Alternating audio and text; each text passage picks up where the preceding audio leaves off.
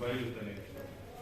په کور کې که د اسلام آباد نه ما کېږي مطلب دا نه چې کور کې خلک به بالکل اسلام آباد غنتنار بشي. نو نامې خپلونه څه که مرجې ولیکي که خیبر پښتونخوا ورته ولیکي که اسلام آباد وکړي قبایل هغه دي لکه څنګه وو. ټولو نظري خبره اول دا په کور کې څومره هم سیاسي ګوندونه دي هغه د قبایلو چې کوم اپریشنونه شوي دي په هغو کې کوم خلک بې کوره شوي دي اوس اپرېټ شوي دي موږ به حوالي خالي سره خبره ونه شوله. دلته چې څومره هم قبایل زه په خپله اوس هم کور ړانګ لرم چې موږ کوم اپریشن کې کور ړانګ شوی. بار بار کور کمانډرونه هم مسافر وعده یې کړ چې تاسو علاقه وکړو خو زموږ ړانګ کورونو ته نه مسافرې چېرته منیسټر وکړو نه چېرته موږ ته بریګیډیر وکړو نه چې د کور کمانډر ته سر موږ سوچ نه شو کولی سره یې علاقې ته راځي. نو موږ دا ویل چې مرجع د اول ضروري خبره ده چې قبایل یې به حل کړي وای.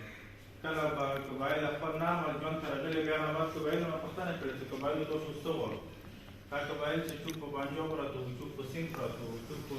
سټل علاقې کې پراته وو ته راغلل هغه خلکو سره مشوره وشوه نه د خلکو رایې معلوم کړله چې تاسو موږ باندې شاید کړو. نو امیر صاحب اول ټول نمود دا یې چې د ډي پیز حوالې سره موږ هغه بې کوره شوي خلک اوس هم یو لکه څومره 2009 کې موږ دپاره اوس هم هغه چتونه میشه دي او که د دې خبرې چوپ تصدیق غواړي او د دې خبرې چوپ ثبوت غواړي نو هغه خلک موږ سره لوړ چې نن هم بجاور کې ګوګلان کورونه وکړي په کور مې که بړان کورونه وکړي وزیرستان ړانګې ټولې علاقې ړانګې کړې. دویمه دا ده چې قبایلو د کوم فنډ حوالې سره خبرې شوي حکومت په کور هغه بیانیه هم راوخلې او چې څومره فنډ یې په قبایلو کې استعمال کړی د هغه فنډ نه هم تصدیق وکړلی شي چې 100 ارب خبره کوي او د 10 ارب خبره کوي په قبایلو کې کوم ځای کې دا فنډ استعمال شوی ده آیا هغه نه خلکو ته ګټه شوی دی که نه. دا سره موږ دا په کالج پارټي لپاره کوم د فنډ اعلانونه شوي نه موږ ته فنډ پنجاب راکړو نه سیند راکړو هېڅ چاره نه وکړو. الټا موږ خیبر پښتونخوا ته فنډ ورکوو که نه یې راودېږي که خلجي بارډر ته زه بېګا په لاړم ما دې ویل چې موږ یوې ورځې کې موږ کروڑو روپۍ کې پکې ته موږ په ټیکس جمع کوو ټوله نفر ټیکس په کورمې کې جمع کېږي په خلجي بارډر نه واشي موږ انټرنیشنل ګیټ وې په کورمې کې 3 سالونه لرو یک یوای په لو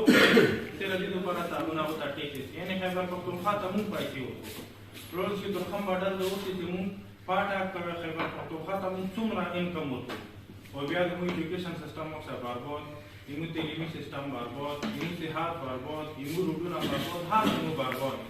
موږ نه هر پرې ګټه اخیستې شوې ده خو موږ ته چا ګټه نه دي رسېدلې. نو بل موږ دا یو سره که د قبایلو بارډر دي که هغه افغانستان سره دي که چا سره دي هغه د همې داسې ترتیب کې وکړي چې قبایلو ته ونه ګټه وي قبایلو ته ونه خوند ورشي قبایلو ته ونه فایده ولري. دا ناست هلته خلک ناست انګلیسي ته ونه ګټه رسي او ډبلیو ته ونه ګټه رسي او بل ته چې قبایل هغه شرکت نه آخري خبره موږ سره دې تجویز دا دی سوچونه لکه بریګیډیر صاحب هم وکړه که یې تاسو په پلیټفارم باندې د پاتې اطلاعات راوغوښتلی شي تاسو پاتې قبایلو علما راوغواړو قبایلو مشران راوغواړو اسلام آباد ته راوغواړو پېښور ته راوغواړو تاسو هغونه اوس رایې واخلو د قبایلو تاسو څنګه خوشحال یو نه یې خوشحال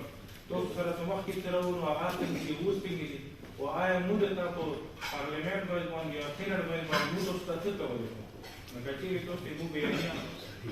تاسو راوغوښتله او تاسو پارلمنټ او هغه سینټ کې ډسکس کړله